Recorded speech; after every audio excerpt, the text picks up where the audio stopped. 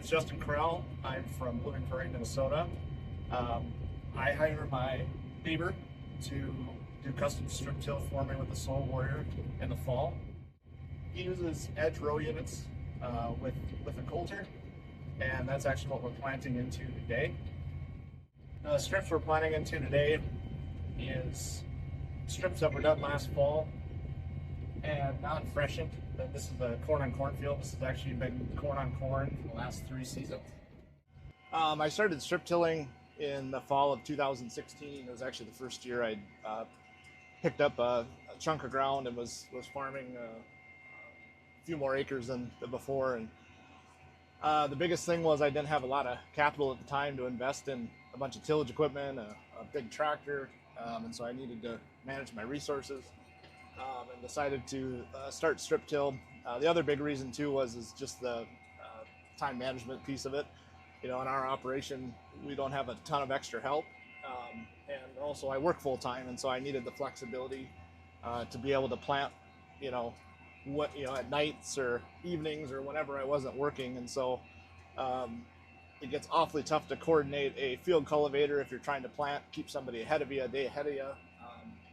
The strips allowed me to plant when I could, and kind of at my convenience, which has tremendously helped, to conserve labor. But the other thing has just been the return on investment. It's cheapened our cost of production up and made our operation much more efficient, and given us the ability to take on more acres than what we could if we were trying to farm those conventionally.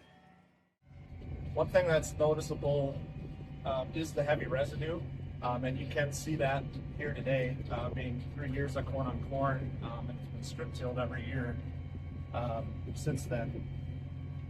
Driving by, going 55 down the road, you really don't see the strip. However, once we get the planter adjusted, we're able to push the residue, the little bit of residue that's in the row, out of the way, and it does a really nice job clearing that strip, and makes a really nice seed bed.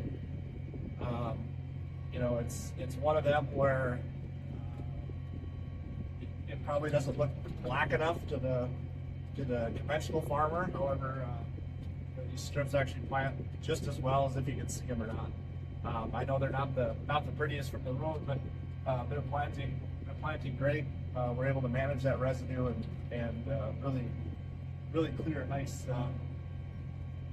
Clear and make a nice seed bed. One of the things, planting into these strips that we have a little bit more residue, the main thing has been just making sure that we're adjusting our row cleaners accordingly to push that trash out of the way.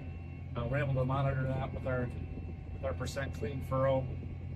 I've gotten the question, if I was planting corn, into these strips here today, would I freshen it? I firmly believe my answer would be no. I planted directly into corn on corn strips the last 2 years. We've had exceptional yields on that. I think the point of freshening in this case would not improve these strips, being that the structure and the strip is in place. The work we did last fall is all still there. However, I do think freshening has its benefits, more so from a nutrient management standpoint, in order to manage residue, to manage your nitrogen and the ability to put some nitrogen down with the pass. But I would not, if I was planting corn today, I would plant directly into these strips unfreshened.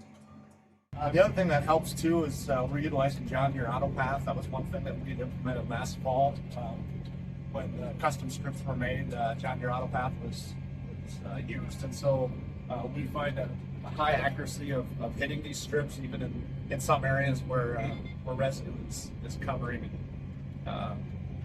and on top of the existing strip.